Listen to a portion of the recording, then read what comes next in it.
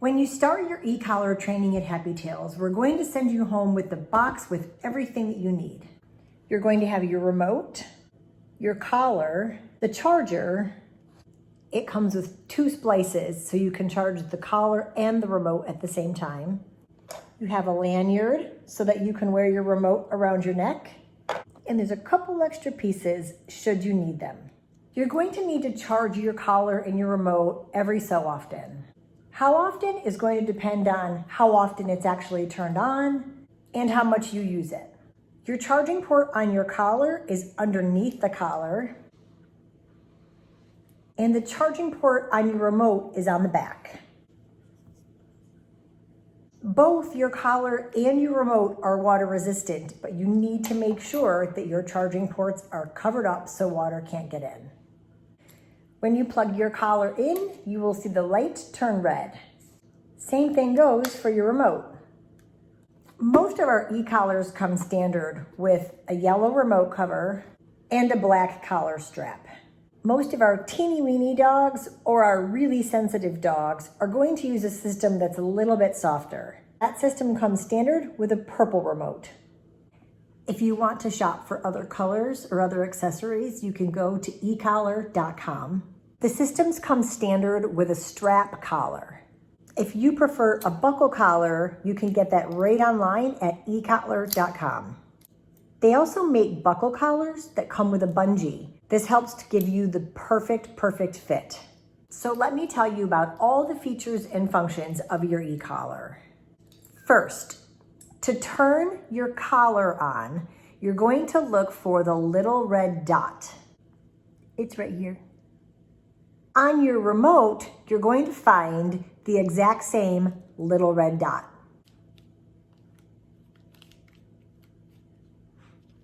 There it is. See? It's the same. To turn your remote on, you're going to take this little red dot and pair it with this little red dot. It's a magnetic on-off switch. When you pair the two together, you will automatically see the light turn green as soon as you turn it on. The lights that blink after the green are going to tell you your battery life. A blinking green light means your battery life is good. When the light that blinks is orange, it means it's time to charge your battery. It's not quite dead, but it's getting low. If it's ever blinking red, that means your battery's dead and it's time to charge it. On the back of your remote, you will see there is a large button that says on/off/light. This is how you turn the remote on. You'll put your finger on that button and then you'll turn it around so you can see the front of the screen. You'll hold the button down for about 2 seconds to turn it on and you'll see the word on come right onto your screen. To turn it off, you do the exact same thing. You hold it down for 2 to 3 seconds and you'll see it say OF, which means it's now off. Your light will be blinking green to let you know that your battery is good. Remember, if this is orange, it's getting low, and if it's blinking red, it's time to charge it. You should see an M, a number, and a C. M stands for momentary. The number in the middle tells you what level you're at, and C stands for continuous. A momentary correction is just a quick little poke to get your dog's attention. C stands for continuous. It gives a little more pulsing, and it also gives you the opportunity to pulse as long as you want to. When you're looking at the side of your remote, you will see there is a black S button and a red S button. S stands for stimulation. Your black button is your momentary button, and your red button is your continuous button. A momentary tap literally does just that. One little moment. So no matter how long I hold the black button for, it's just going to give a momentary pulse. So even if I hold the button for 2 seconds, you're going to see this light flash red for just a quick little tap. When I tap this black button, you're going to see the light turn red, which tells me it's communicating with my collar. Same exact thing happens when I push my red button. The difference is I can hold the red button for as long as I want, and then when I release it, that's when the stim stops.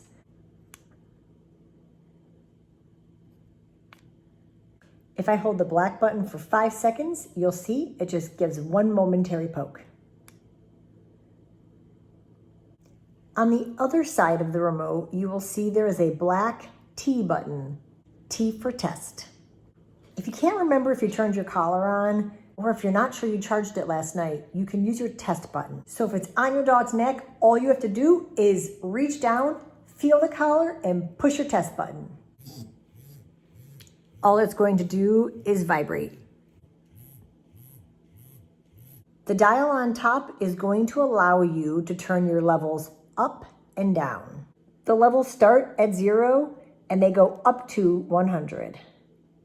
There's one more really cool feature of this system.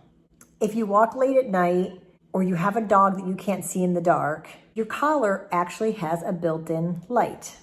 Remember earlier I was showing you the on/off/light button?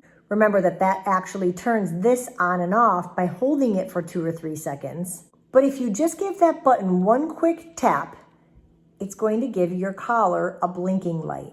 Give it one more quick tap, you're going to get a solid light. If you don't want the light on, tap it one more time. So remember, if your system is already on, quick taps are going to be your light function.